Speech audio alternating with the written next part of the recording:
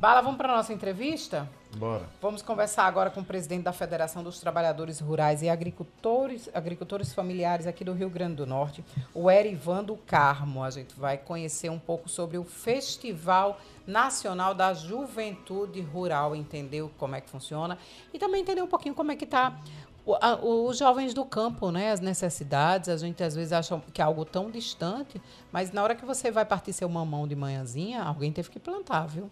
Não cai do céu e chega lá na venda, não. Erivan, seja muito bem-vindo ao CBN em Foco. Conta aí pra gente como é que funciona, o que é o festival, na verdade, né?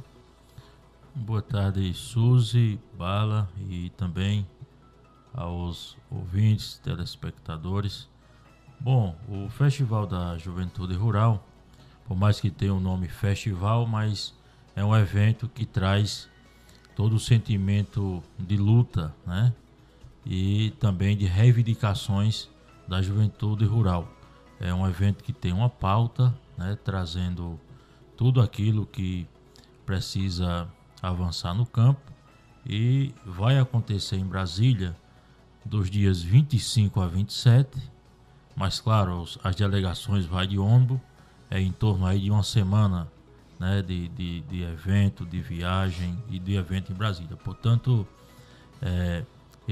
principalmente os 2 dias, 25 e 27, vai ser onde a juventude vai estar fazendo com que a sua pauta possa chegar até os ministérios, até o Congresso Nacional, e também vai ter diversas atividades temáticas durante o 4º Festival Nacional da Juventude Rural em Brasília. Você falou em pautas aí que vão acontecer, né, que vão ser apresentadas. Quais são as principais, Erivan?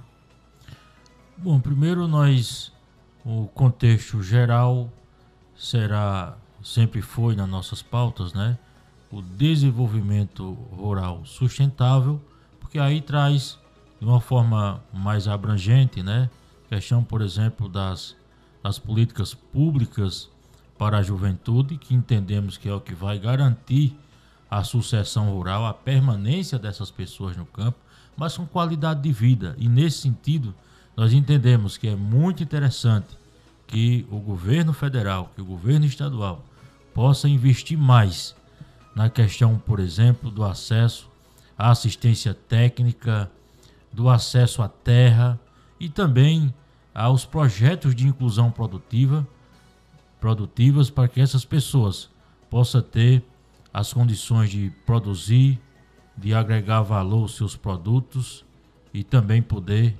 comercializar. Erivan, eu venho de uma cidade, eu sou de Ceramirim, que eu acho que não tem nenhuma cidade no Rio Grande do Norte que tenha tanta comunidade rural como é a cidade de Ceramirim. Só de assentamentos, salvo engano, são 46.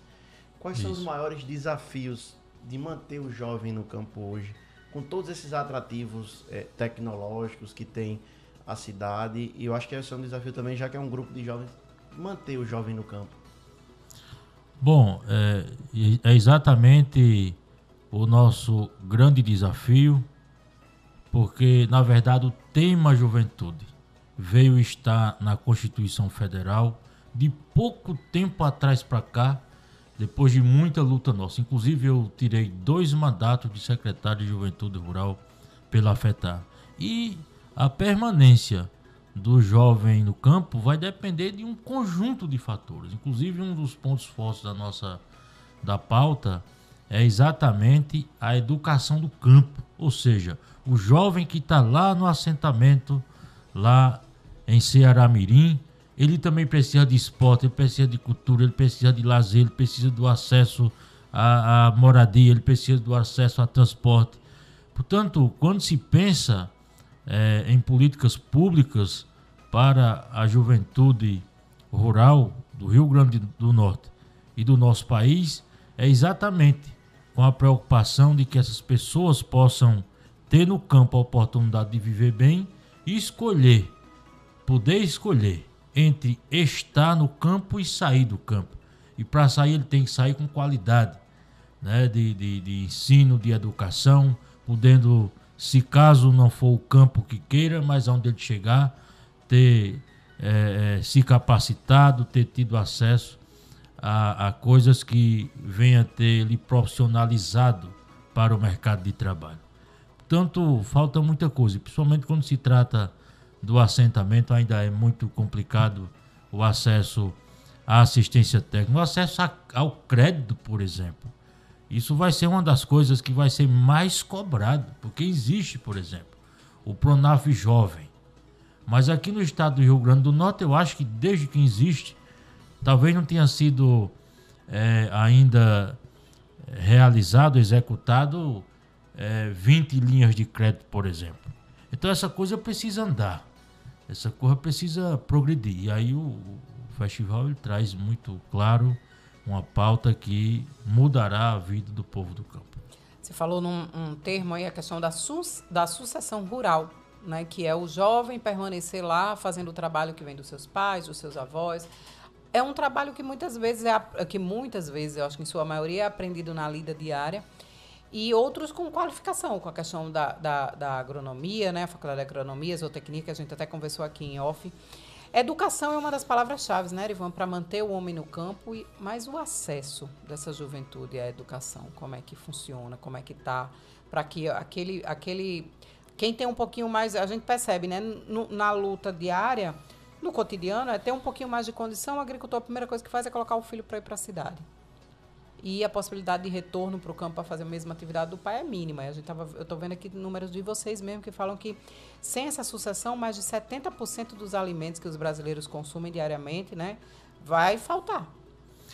Exatamente. Então, temos muito forte essa preocupação no que se diz respeito à sucessão rural, que, na verdade, o que vai garantir exatamente a continuidade da agricultura familiar, sendo, vamos dizer assim, o carro-chefe para continuar trazendo a segurança e soberania alimentar do povo do nosso país, é preciso que a gente possa cuidar dessa juventude que já são agricultores, mas serão também do futuro para garantia da produção, né, e da alimentação saudável.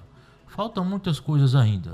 As políticas públicas têm sido assim um debate que não tem avançado, tem algumas, vamos dizer assim, saído do papel, mas ainda falta enaltecer mais, ainda falta mais atenção por parte dos nossos governantes para que a gente possa garantir que essa juventude possa viver no campo. Qual a importância, por exemplo, de leis como a da deputada Isolda, que a inclusão da compra de merenda escolar da agricultura familiar pode fomentar o trabalho de vocês? Bom, essa lei ela é importante porque ela faz com que as sementes que são distribuídas através do programa governamental, ela possa ser dos bancos de semente das próprias pessoas que produzem, né? Então, a semente que não tenha alteração da semente convencional, não tenha uma semente de qualidade. E essa lei exatamente ela saiu, a ideia saiu exatamente de um documento que nós denominamos Plataforma da Agricultura Familiar.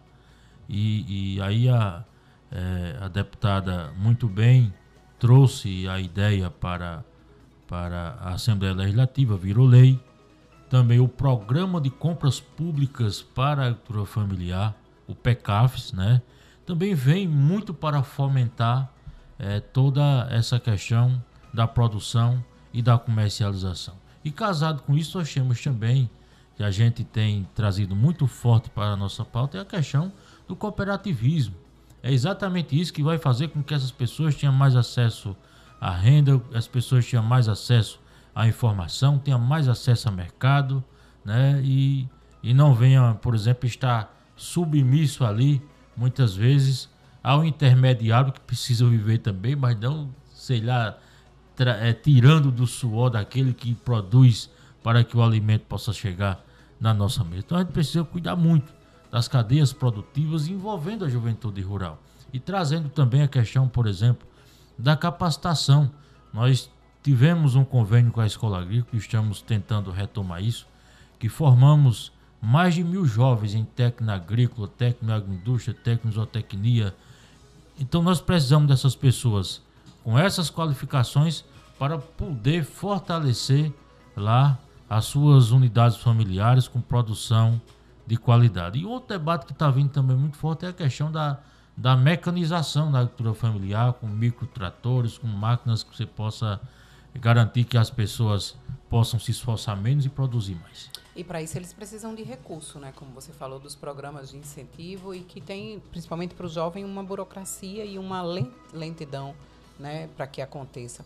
Estava vendo aqui que vocês entregaram um documento, um documento que foi produzido entre outubro de 2022 e janeiro de 2023 com os festivais regionais, né, da juventude. E lá no documento tem alguns pedidos como democracia e participação popular, trabalho, produção sustentável e renda. E foi entregue ao vice-presidente Geraldo Alckmin, o ministro do Desenvolvimento Agrário e também ao secretário-geral da Presidência da República. Vocês têm alguma resposta que o governo já deu uma olhada e que no festival vá comparecer com algum retorno para vocês? Sim, essa é a ideia. Eu e a secretária de Juventude, Natália Michele, no final do mês que passou em Brasília, juntamente com a CONTAG, entregamos esse documento ao vice-presidente da República, Geraldo Alckmin, e também a pauta do Grito da Terra Brasil, que é outro grande evento que nós iremos realizar em Brasília. E a ideia é que tenha resposta sobre isso, né? Afinal de contas, foi entregue o documento e parte disso que nós estamos conversando aqui, inclusive entre elas o Pronaf Jovem, a questão de uma linha de crédito também que tem para a compra de terra, que chama Nossa Primeira Terra, que já se volta agora o ministro do Desenvolvimento Agrário com o fortalecimento do programa Terra Brasil, que eu não chamo Terra Brasil, chamo crédito fundiário mesmo, como já foi no passado, e foi exatamente o que funcionou. Então essa coisa precisa voltar, e essa juventude precisa ter terra para trabalhar e as condições de produzir. Então nós esperamos muito que possamos ter respostas positivas em relação às reivindicações que estão contidas nesse documento do 4º Festival da Juventude Rural. Erivan, a burocracia ainda é uma barreira muito grande para vocês? Em relação, você acha que também nesse sentido poderia melhorar? Porque às vezes, por exemplo, eu não posso produzir no meu quintal e vender para o governo. Existe uma burocracia para isso. Você acha que isso também é um entrave também no desenvolvimento do campo?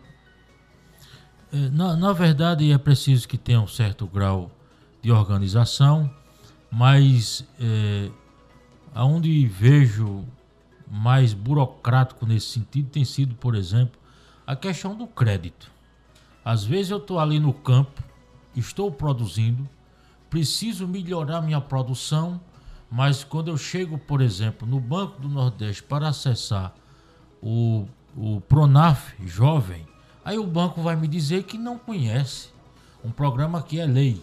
Então vem uma série de burocracias, às vezes o risco não é para o banco, é para o governo. Tem toda uma sistemática que essas coisas precisam mudar. Ou seja, é isso que vai fazer com que a gente venha a evitar que o grande contingente de jovens saia do campo, como agora de 2018 a 2020, saiu quase 1 milhão de jovens do campo, né? E isso é um contingente muito grande, até pelo curto período de tempo, né? Então são essas e outras coisas que a gente precisa fomentar no campo. Erivan, muito obrigada aí, Erivan do Carmo, que é presidente da Federação dos Trabalhadores Rurais e Agricultores Familiares aqui do nosso estado.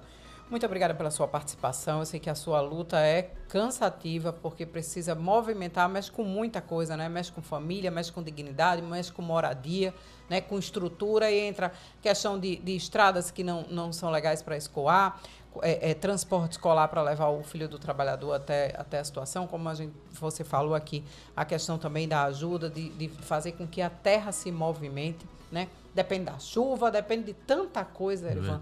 É uma luta e tão necessária, né? Como a gente brincou aqui, quando você vai abrir uma mão em casa, alguém tem que ter produzido aquilo ali. Quando você vai comer o arroz, alguém teve que produzir, né? Seja grande, seja pequeno, ou seja como for, alguém teve que meter a mão na terra, pelo menos em algum momento. E eu quero deixar o microfone da CBN aí aberto para você fazer suas colocações e obrigada pela sua participação. Primeiro dizer, querida Suzy Noronha, que nós aqui agradecemos, Bala também, e finalizando aqui, dizer que nesse sentido, uma das coisas que ainda nos incomoda bastante é o fechamento das escolas do campo, que hoje é num contingente que a gente fica se perguntando se isso é verdade. A nossa luta é essa, a nossa federação afetada, vamos continuar firmes, mobilizados e acreditando que a gente vamos ter êxito na nossa luta e o desenvolvimento rural, um dia ele vai chegar até o campo. Muito obrigado, Bala, Suzy, e até a próxima, se Deus quiser. Parabéns e vamos ao festival. Quando terminar, passa por aqui para contar pra gente como foi. Com certeza. Obrigada, Heraldo.